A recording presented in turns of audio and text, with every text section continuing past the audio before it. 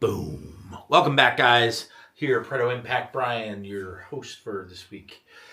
We've got a great topic that I'm going to talk about today. It actually goes through a couple different things, but the overarching is how to get it done. Okay? So, in my business persona and brain, I really view this as workflow planning. Okay? Now, there's a bunch of systems out there that kind of, and they all have this, at least that I've seen, everything that I've been exposed to. This is a big component. But for me, myself, I'm a big fan of the EOS system, which comes from the Traction and Process series. I have it right here. Ta-da! Okay, the Traction series and the EOS. I think they actually sold it, but by Gino Wickman. Okay, so what's so important about this? Okay, so you've got a business. It doesn't matter what you are. This would apply to your personal life too.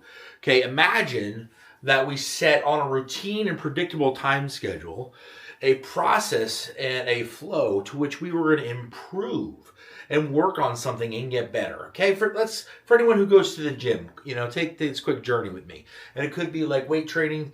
I do a ton of like powerlifting, but it could also be like anything, cardio, running. Okay, there's a schedule, and on that schedule, and then you create little goals to get better. Okay, and when you're good at it, you watch your mile time go from a 9 to an 8 to a 7. Okay, and when you don't track anything, who knows, maybe it gets a little bit better, but you never know what you can do. And then you always miss that one time where you really took it seriously, for 3 weeks, and you really got good improvement. Okay? With me so far? If you don't, find something in your own life. Take a moment. Let's pause for 3 seconds. Take a moment and find something that you identify with, where you wanted to improve with you didn't know how yet, but you knew that you wanted to accomplish, and you didn't know how to get there. Okay? All right, with me? Yes. You got your item? Awesome. All right, so workflow planning. So in the business world, what we want to do is we're going to take it, and I'm just going to kind of mirror the EOS system right now with my own little flair, but we're going to do weekly workflow meetings, okay? Okay, the EOS system calls it a level 10 meeting, okay? Level 10, right? Okay, manager accountability meeting is one that I've used over the years as well, and I like that because it gets to the heart of what the meeting is about. Okay, so now in this workflow meeting, if you did nothing else, it's about creating your path of actions this week that are going to help you get towards whatever your immediate goal is. Okay, but let me pause for a moment. So we're going to have a weekly meeting, and in that weekly meeting, it's going to be talking about, basically kind of our actions and our goals. What should that weekly meeting look like? Let's zoom in for a moment. Okay, so first you're going to have, I guess the first meeting you would set your goals, okay? Now a good way to do this, like I said in the EOS system, is they call them rocks or 90-day goals. Okay, so it's a bigger goal, okay? And if that's an important goal, okay? That's an important goal, and contributes, think about, I want to get progress in the gym, or, whatever you're working on, okay? I'm going to create a 90-day goal, okay? And then, as I set my weekly goals, they're going to point towards that destination, okay?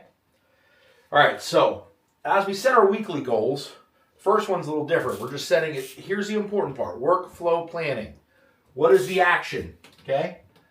Now, there's what they call SMART goal setting. I think we talked about this before. Okay, specific, measurable, achievable, relevant, and time sensitive, okay? Specific, narrow, measurable.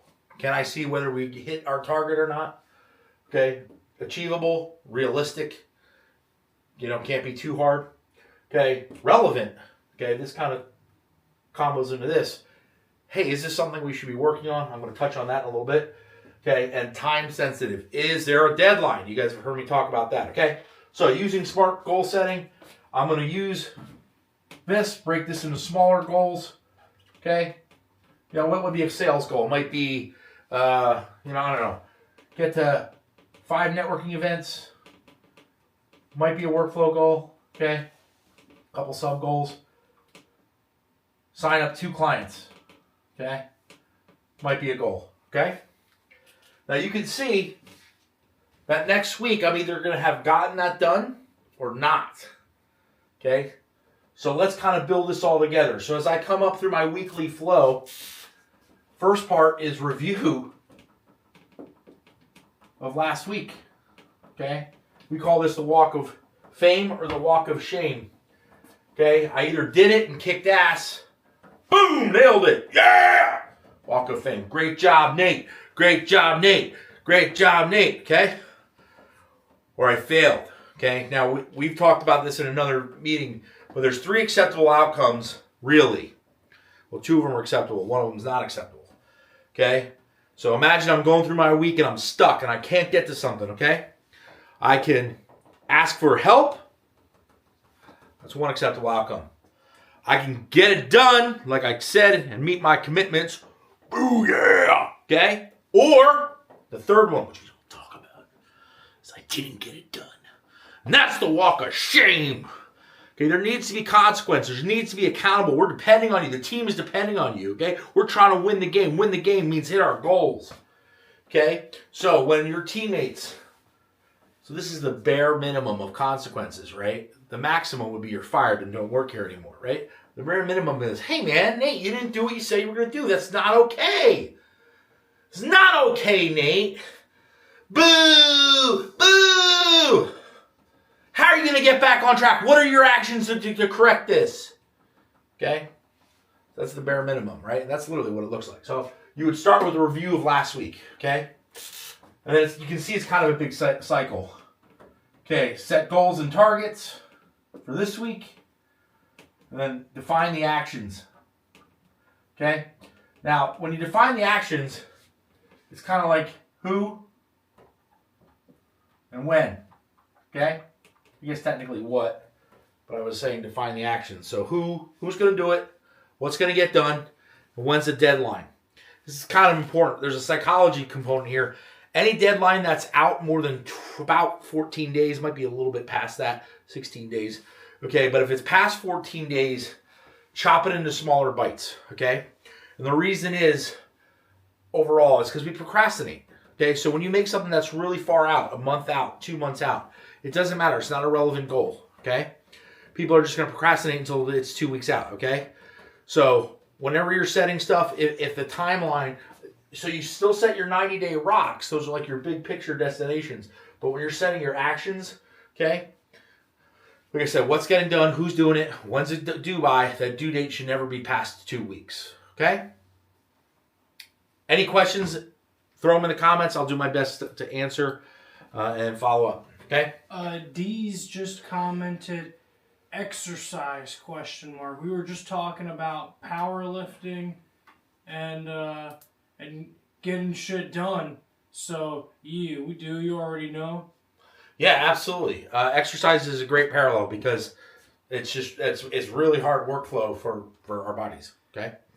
And shout out, Say Anything. She sent 4 roses. I don't know what that means, but thank you, Say, for 4 roses. Great.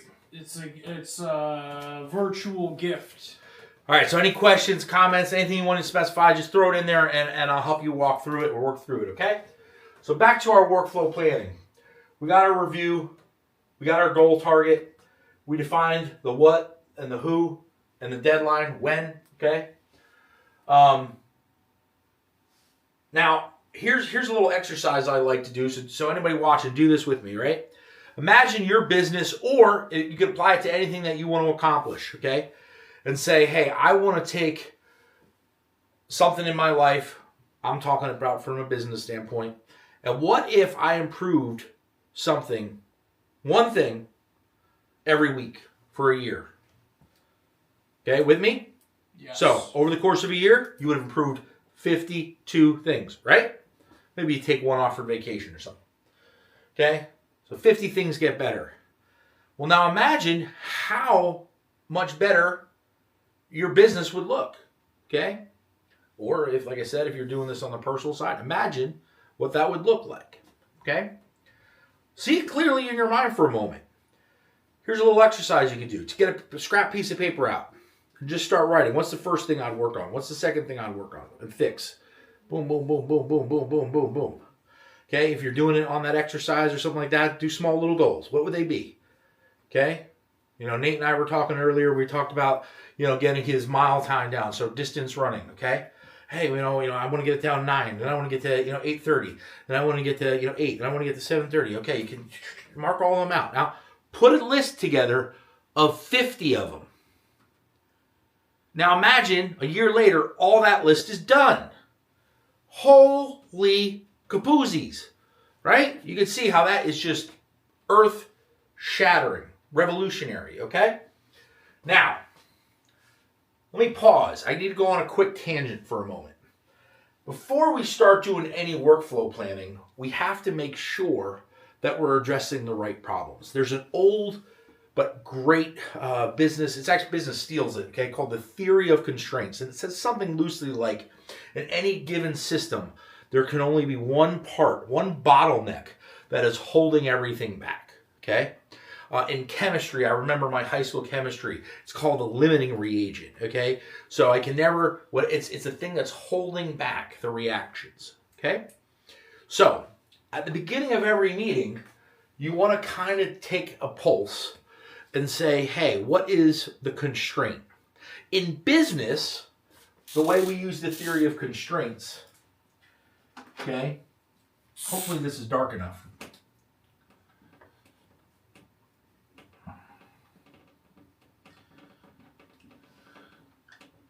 Nate, can you see that at all? Or no?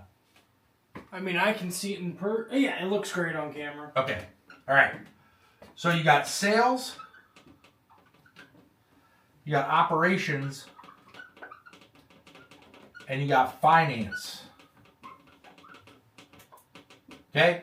That is the smallest, most generalized way we can chop up a business. Okay? So at the beginning of every meeting, you want to say, what is our constraint? Is it in sales? Okay, this is getting work. Get work. Operations, do work. Okay, and finance, get paid. Okay? Because you don't want to be fixing like get work if you can't handle the work you do. Okay? Let's do a little analogy that I kind of came across with a lawn guy that I worked with for a little bit. Okay, so he's out there, kind of basically has a full schedule. If we turned on the spigot and got him a bunch of work, how was he going to get it done? He wasn't ready. He was at capacity. Okay, what he needed to do was open up capacity first, and then he could come back and turn on the spigot. Okay, reverse that for a moment. Imagine you got your operation guy sitting there, he's got no lawns to cut. I got no schedule.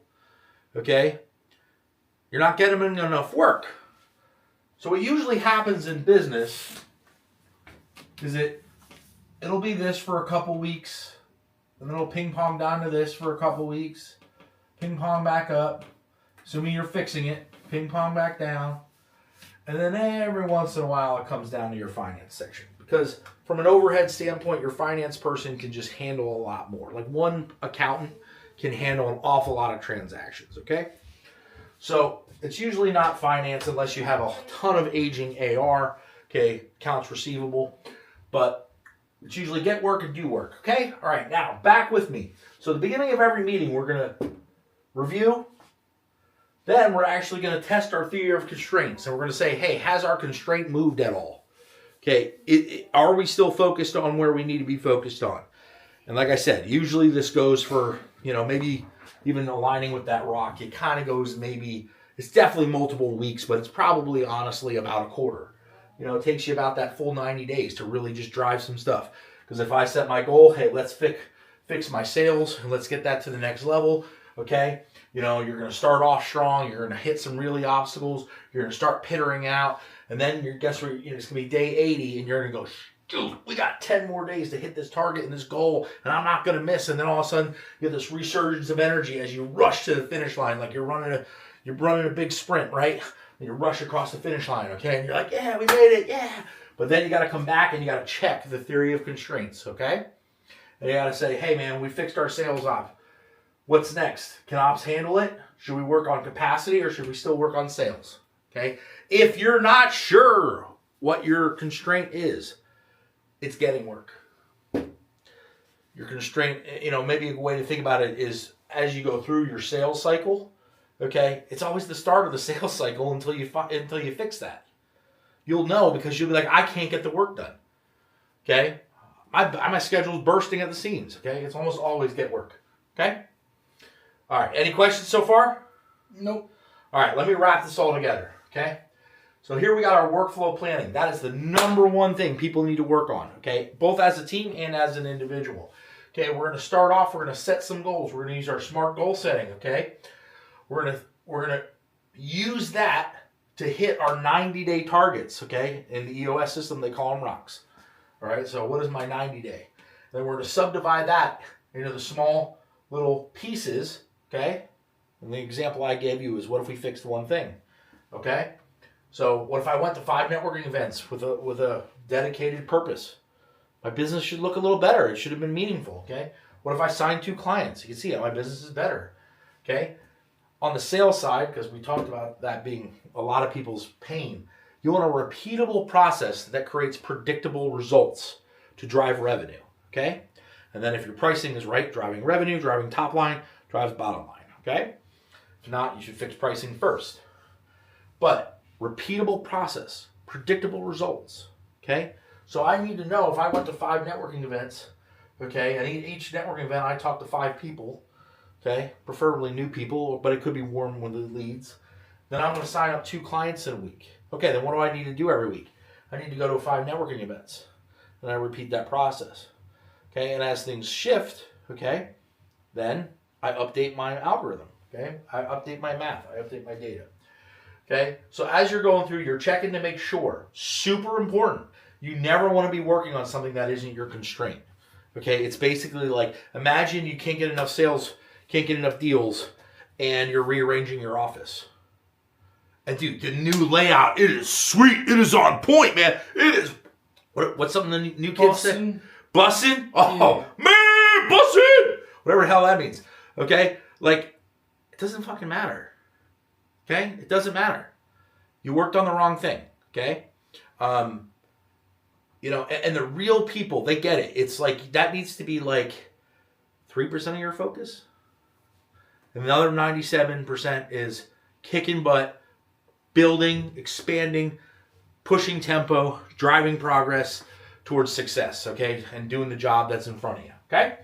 All right, so through the theories of constraint, we use our SMART goal sets. We create little individual bite-sized pieces that move us towards our 90-day targets, okay? Now, since we're kind of talking about workflow planning, let me throw this in there. This is next level stuff, but it's super, super good, okay? Still following the EOS system. They, at that 90-day window, they usually do like a company retreat. You take your leadership team and maybe you go off-site. It could be a half a day. It could be a whole weekend. Okay, and what you do is you really, really, on that high-level vision, okay, you work in creative. You kind of say, hey, how did it go? Did we hit our goals? Yes, no, maybe. What did we learn? And then, hey, guys, awesome job. Let's create another couple. Okay, and each department should kind of have its own rock, right? Because it's like, it's not, I mean, I don't know, I guess there are team rocks, but it's better if you're like, okay, Nate, here's your rock. For Impact Social, I want you to doing that.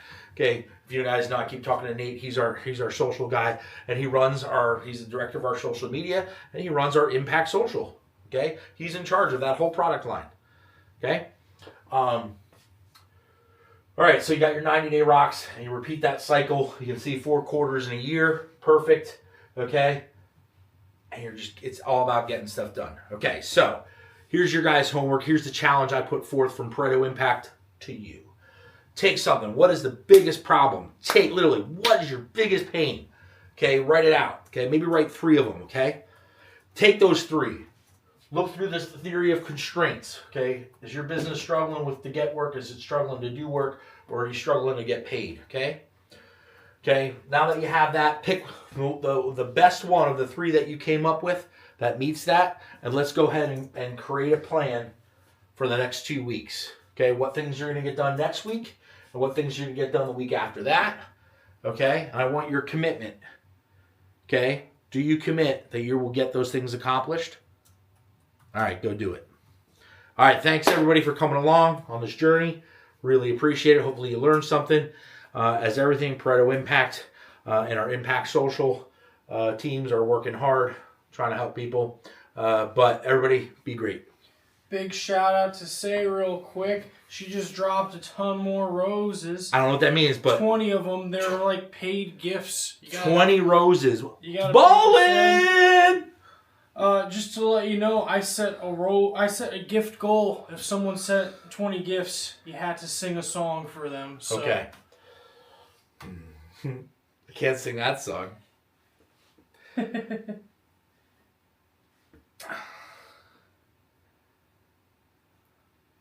What should I sing, Nate? I don't know. Hello by Lionel Richie. Hello! It's you I'm looking for. It's only you that completes my heart, completes my soul. Thanks a lot, man. We appreciate you guys. See you out there in the trenches. Take care.